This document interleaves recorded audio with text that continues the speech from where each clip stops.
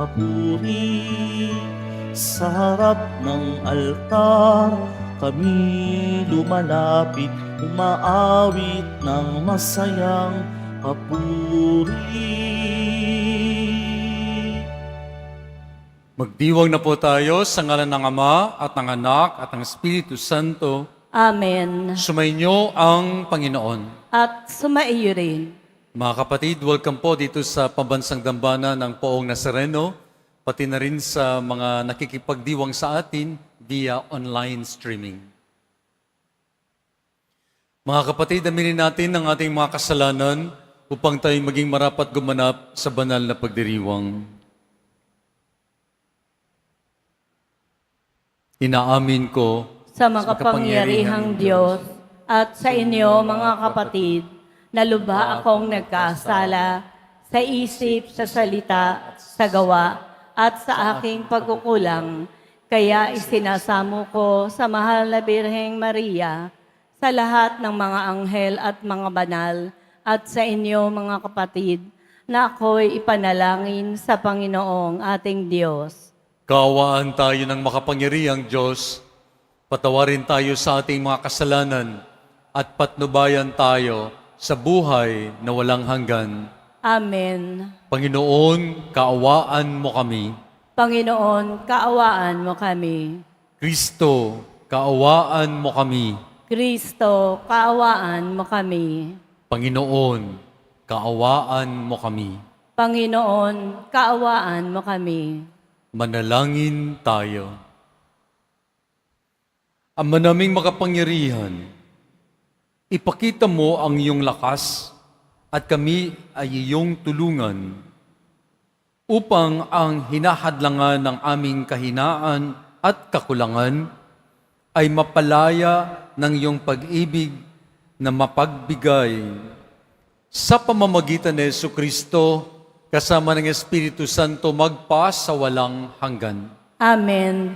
Magsiupo muna po ang lahat.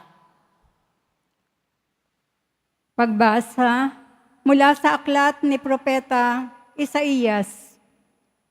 Sa araw na iyo'y ganito ang aawitin sa Huda. Matatag ang ating lungsod, hindi tayo matibay ang muog. Bayaang bukas ang mga pintuan upang makapasok ang bayang matapat. Binibigyan mo ng lubos na kapayapaan ang mga taong matapat na tumatalima at nagtitiwala sa iyo. Magtiwala kayong lagi sa Panginoon, pagkat siya ang kublihang walang hanggan. Ibinababa niya ang mga palalo, lungsod mang matatag ay ibinabagsak, pati muog ay winawasak, hanggang sa maging tapakan ng mga taong hamak at tuntungan ng mga mahirap. Ang salita ng Diyos. Salamat sa Diyos. Pinagpapalang dumarating sa ngalan ng Poon natin. Pinagpalay dumarating sa ngalan ng Poon natin. O pasalamatan ang Panginoong Diyos, pagkat siya'y mabuti. Ang kanyang pag-ibig ay napakatatag at mananatili. Mabuting di hamak na doon sa poon magtiwala ako, kaysa panaligan yaong mga tao. Higit ngang mabuti ang pagtitiwala sa poon ibigay, kaysa pamunuan ang ating asahan.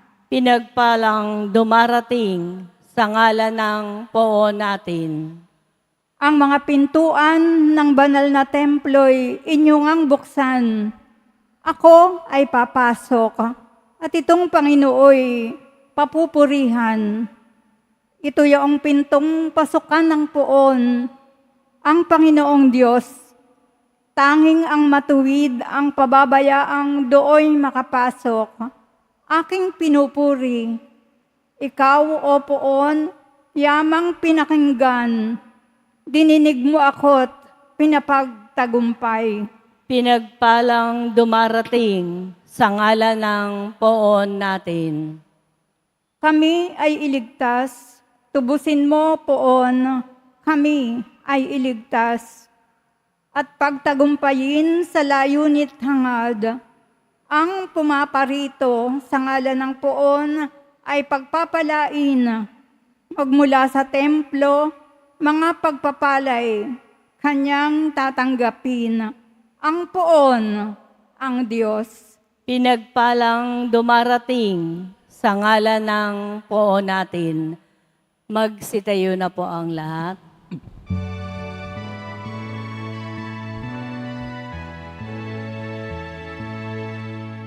Hallelujah. Hallelujah. Hallelujah. Hallelujah.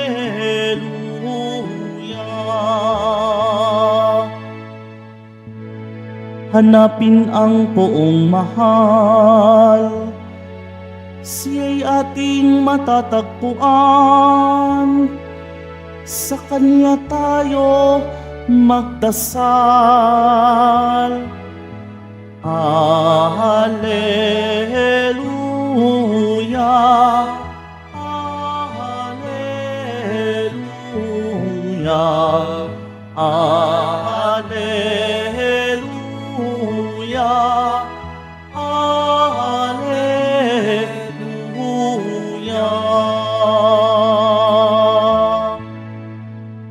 Sumainyo ang Panginoon. At sumaiyo rin. Ang pagpapahayag ng mabuting balita ng Panginoon ayon kay San Mateo. Papuri sa iyo, Panginoon.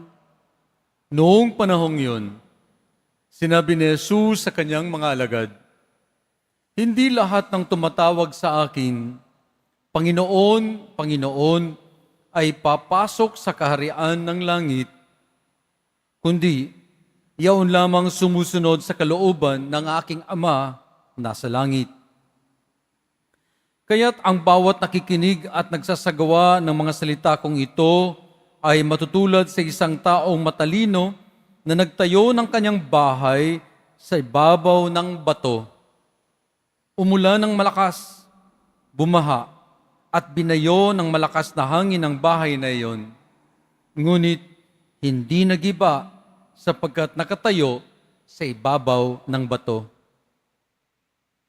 Ang bawat nakikinig sa aking mga salita at hindi nagsasagawa nito ay matutulad sa isang taong hangal na nagtayo ng kanyang bahay sa buhanginan. Umulan ng malakas, bumaha, at binayo ng malakas na hangin ang bahay.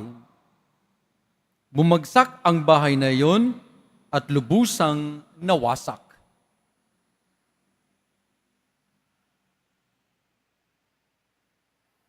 Mabuting balita ng Panginoon. Pinupuri ka namin, Panginoong Heso Kristo. Magsipo muna po ang lahat. Mga kapatid, ang ating ebanghelyo ngayon ay isang pagtanong o paalala sa atin kung gaano tayo katatag sa ating pananampalataya. At yan ay ipinakita ni Jesus sa pamamagitan ng isang talinhaga na ang pagtayo ng isang bahay either sa buhanginan o sa bato.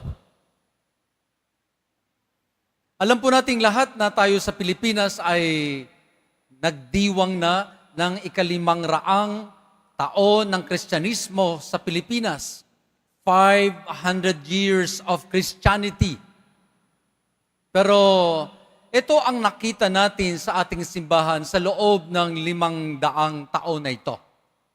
Tayong mga Pilipino ay sacramentalized but not fully evangelized. Ano po ang ibig sabihin nito? Na tayo ay nagdiwang ng ating mga sakramento simula sa binyag, sa kasal, sa Eucharistia, pagkumpisal. Wala tayo pong problema doon. Pero hindi naman talaga nakapasok sa kailaliman, sa kaibuturan ng ating loob ang ating pananampalataya. Kaya tayo ay sacramentalized but not fully evangelized. Parang katulad ito ng isang bato na matagal nang nasa ilalim ng isang dagat o isang sa tubig, subalit kinuha mo at biniyak mo ang batong yan, sa loob ay walang tubig. Sapagkat ang tubig ay hindi nakapasok doon sa pinakailalim ng bato. Kaya ang sentro nito o ang loob nito ay tuyo. At ito rin ang makikita po natin sa ang iba sa inyo o sa mga kakilala natin, mga kaibigan na dahil sa hindi matatag ang pananampalataya, pag dumaan ng bagyo, hindi si Christine o ang iba pang mga bagyong super typhoons na dumaraan sa atin, si Pipito, kundi yung mga bagyo at mga unos na dumarating sa buhay natin, katulad po ng nagdasal tayo, pero mukhang hindi pinakinggan ng Diyos ang ating dasal at namatay ang ating asawa, ang iyong anak, o ang isang mahal natin sa buhay. At dahil dyan, ang ginawa ng iba sa atin ay naggalit tayo sa Diyos. At dahil doon, huminto na tayo sa pagpasok ng simbahan. May kaibigan akong ganyan. Pagkatapos na namatay ang kanyang asawa, para naging rebelde sa kanyang pananampalataya, ayaw nang pumasok sa simbahan at hindi na rin siya nagdadasal. Kung dumating man ang mga unos at mga problema, trahedya, o mga pinagdadaanan natin sa buhay, ito yung mga the best na pag-test sa atin ng Panginoon kung gaano katatag ang ating pananampalataya. Hindi ka na rin ba magsisimba? Hihinto ka na rin ba sa pagdasal?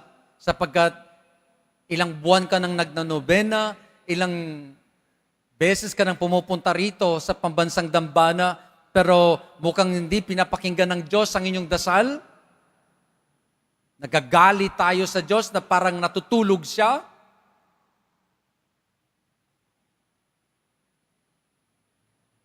Kaya mga kapatid, sa mga pagkakataon na dumating ang bagyo, unos, trahedya, o kung anuman ang daraanan nating madilim sa buhay, huwag tayong matakot. Hindi tayo maaano kung kumapit lang tayo kay Kristo. Mabuhay po kayo. Magsitayo na po ang lahat. Mga kapatid, ang ating pong tugon sa ating panalangin, mapagmahal na Ama, dinggin mo ang aming panalangin. Mapagmahal na Ama, dinggin mo ang aming panalangin. Ang Santo Papa, mga obispo, mga pari, at mga relihiyuso, naway maging tapat sa kanilang pagtatalaga ng sarili sa Diyos. Manalangin tayo. Mapagmahal na Ama, dinggin mo ang aming panalangin. Ang mga politiko at lahat ng naglilingkod sa pamahalaan, naway maging tapat sa kanilang mga pangako at tungkulin. Manalangin tayo. Mapagmahal na Ama, dinggin mo ang aming panalangin. Ang ating pananampalataya naway magkaroon ng matibay na patutuo sa ating mga gawa at hindi lamang sa mga salita. Manalangin tayo. Mapagmahal na Ama, dinggin mo ang aming panalangin. Tayong lahat na may ginagampanang tungkulin at pananagutan naway maayos na makatupad sa ating mga gawain. Manalangin tayo. Mapagmahal na Ama, dinggin mo ang aming panalangin. Ang ating mga namayapang kamag-anak at kaibigan naway makatanggap ng kanilang gantimpala sa kabilang buhay sa piling ng Diyos. Manalangin tayo. Mapagmahal na Ama, dinggin mo ang aming panalangin. Sa katahimikan po ng ating mga puso, ibanalangin natin ang ating mga pansariling kahilingan.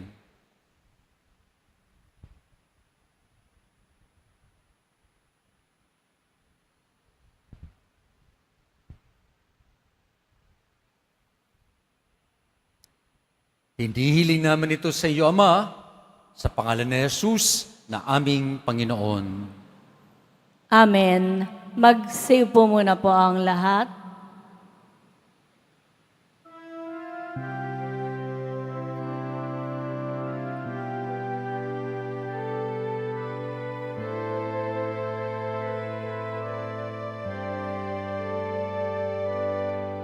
Panginoong Diyos, Ama, aming handog ngayon ang alak at tinapay dala sa altar mo, pati puso namit isip tinataas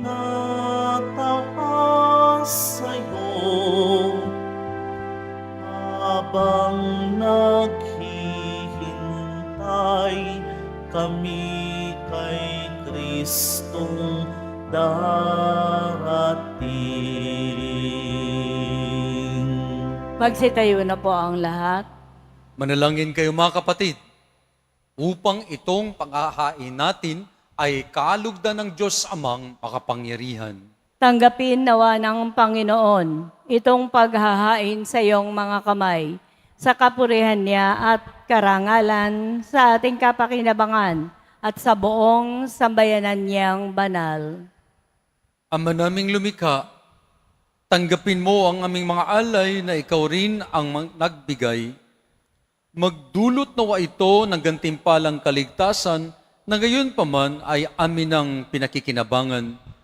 Sa pamamagitan ni Jesucristo, kasama ng Espiritu Santo, magpas sa walang hanggan. Amen. Sumainyo ang Panginoon.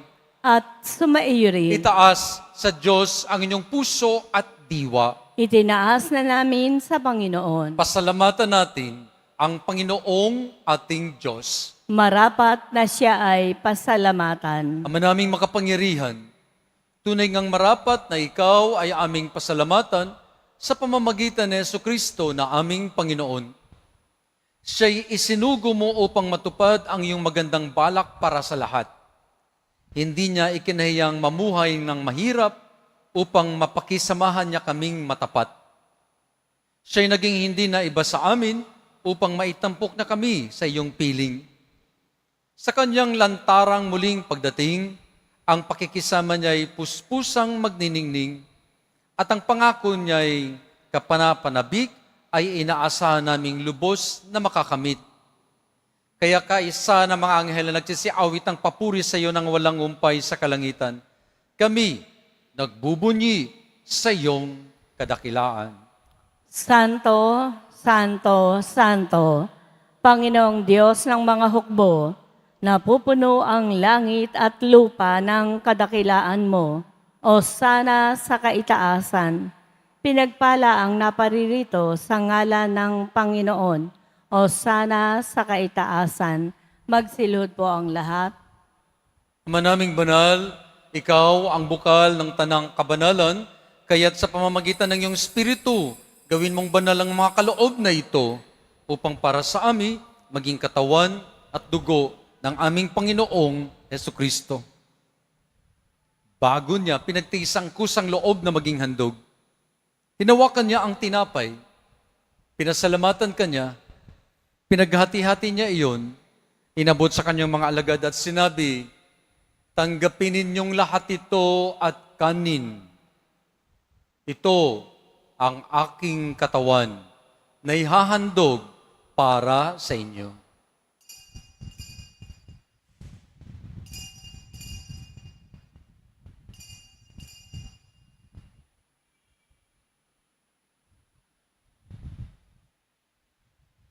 Gayon din naman nung matapos ang hapunan, hinawakan niya ang kalis, muli kanyang pinasalamatan, inabot niya ang kalis sa kanyang mga alagad at sinabi, tanggapin ninyong lahat ito at inumin. Ito ang kalis ng aking dugo, ng bago at walang hanggang tipan.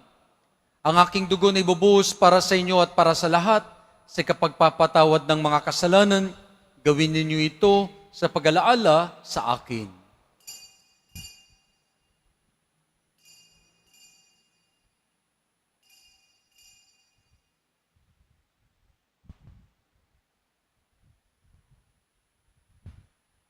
Magsitayo na po ang lahat. Misteryo ng pananampalataya. Si Kristo'y namatay, si Kristo'y nabuhay, si Kristo'y babalik sa wakas ng panahon. Ama, ginagawa po namin ngayon ang pag-alaala sa pagkamatay at muling pagkabuhay ng iyong anak. Kaya't inaalay namin sa inyo ang tinapay na nagbibigay buhay at ang kalis na nagkakaloob ng kaligtasan. Kami nagpapasalamat dahil kami yung minarapat at tumayo sa harap mo para maglingkod sa iyo. Sinasamo namin kaming magsasalo-salo sa katawan at dugo ni Kristo ay mabuklod sa pagkakaisa sa pamamagitan ng Espiritu Santo. Ama, lingapin mo ang iyong simbahang laganap sa buong daigdig.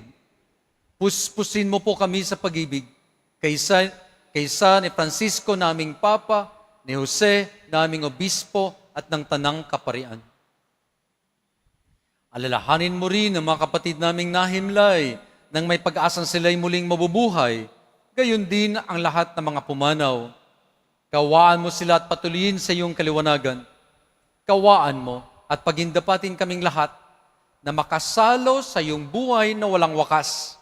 Kaysa ng mahal na Birheng Maria na ina ng Diyos, ni San Jose, kaysa ng mga apostol at ng lahat ng mga banal na namuhay dito sa daigdig, ng kalugod-lugod sa inyo, may pagdiwang nawa namin ang pagpupuri si kararangal mo sa pamamagitan ng iyong anak, naming Panginoong Hesukristo. Sa pamamagitan ni Kristo, kasama niya at sa Kanya, ang lahat ng parangal at papuri ay sa iyo, Diyos Ama, makapangyarihan, kasama ng Espiritu Santo, magpasawalang hanggan. Amen. Amen. Amen.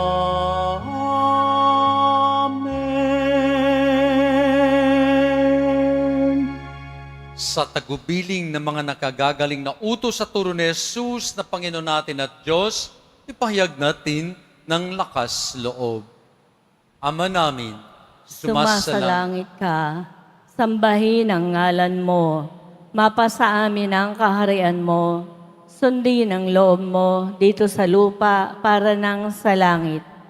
Bigyan mo kami ngayon ng aming kakanin sa araw-araw, at patawarin mo kami sa aming mga sala, para nang pagpapatawad namin sa nagkakasala sa amin.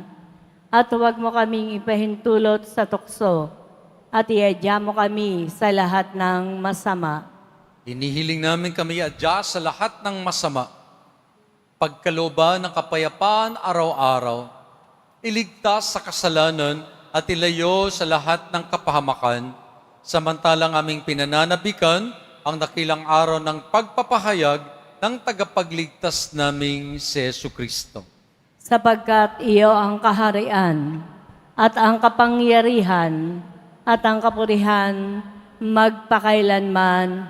Amen. Panginoong Heso Kristo, sinabi mo sa iyong mga apostol, kapayapaan ang iniwan ko sa inyo, ang aking kapayapaan ang binibigay ko sa inyo. Tungayan mo ang aming pananampalataya at huwag ang aming pagkakasala. Pagkalooban mo kami ng kapayapaan at pagkakaisa ayon sa iyong kalooban, kasama ng Espiritu Santo magpa sa walang hanggan. Amen. Ang kapayapaan ng Panginoon ay laging sumainyo.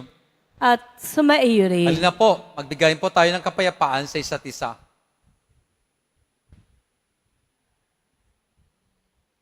Kordero ng Diyos, Na nag-aalis ng mga kasalanan ng sanlibutan, maawa ka sa amin. Kordero ng Diyos na nag-aalis ng mga kasalanan ng sanlibutan, maawa ka sa amin. Kordero ng Diyos na nag-aalis ng mga kasalanan ng sanlibutan, ipagkaloob mo sa amin ang kapayapaan. Magsiluhod po ang lahat. ito ang kordero ng Diyos. Sa Kanya tayo kumakapit. Siyang kordero ng Diyos nag-aalis ng mga kasalanan ng sanlibutan, mapalad ang mga tatanggap sa Kanyang piging. Panginoon, hindi ako karapat-dapat na magpatuloy sa iyo, ngunit sa isang salita mo lamang ay gagaling na ako. Katawan ni Kristo. Amen.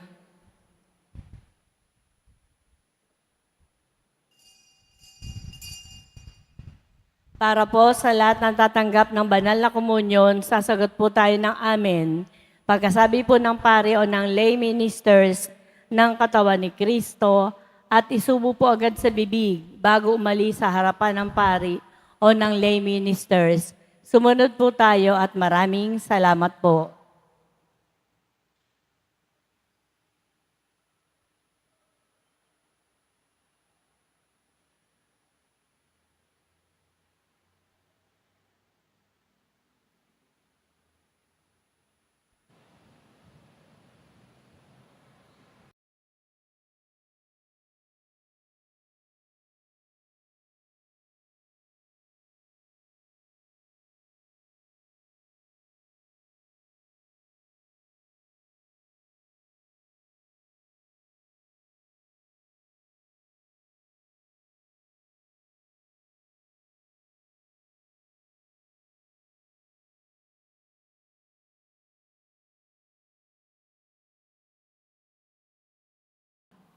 Manalangin tayo.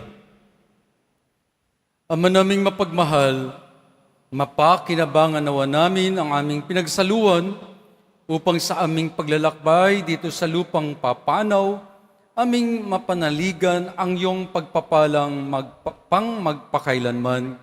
Sa pamamagitan ni Jesucristo, kasama ng Espiritu Santo, magpa sa walang hanggan. Amen. Itaas po ninyo ang iyong mga rosaryo at mga imahen at dasalan at igagawad natin ngayon ang pagbabasbas. Mahal na pong Jesus Nazareno, inahayag mo sa pamamagitan ng krus ang walang maliw na pag-ibig ng Diyos sa sangkatauhan. Pakinggan mo ang kahilingan, lalo na para sa mga nangailangan ng iyong tulong at tawa. Makamtanawa namin ang iyong kasagutan na may utang na loob. Basbasan mo rin po ang mga rosaryo, dasalan, at ang iba pang mga gamit namin sa pagdadasal upang ito ay makatulong sa aming pakikipag-ugnayan sa inyo. Mga kapatid, sa mga may sakit po sa inyo, may karamdaman, ilagay po ang inyong kanang kamay sa bahagi ng iyong katawan na nangangailangan ng paghilom, habang ako ay mag-pray over po para sa inyo. Kasama na rin ang mga kapatid natin na nakikipagdiwang sa online streaming.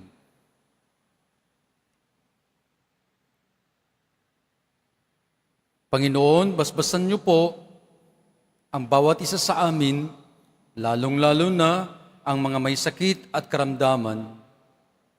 Hipuin mo sila ng iyong mapagpalang kamay upang sila ay gumaling. Pagpalain nawa kayo ng makapangyarihang Diyos. Amen. Sumilang nawa sa inyo ang mukha ng Diyos at bigyan kayo ng kapayapaan. Amen. Ipakita nawa ng Diyos sa inyo ang kanyang mukha at pagalingin kayo sa inyong mga sakit at karamdaman. Amen. Sa tulong at panalangin ng ating mahal na ina ni Birhen Maria, pagpalaing kayo ng makapangyarihang Diyos, ng Ama, ng Anak, at ng Espiritu Santo. Amen. Tapos na ang ating pagdiriwang, humatayong kumakapit kay Kristo. Salamat sa Diyos. Mabuhay po kayo.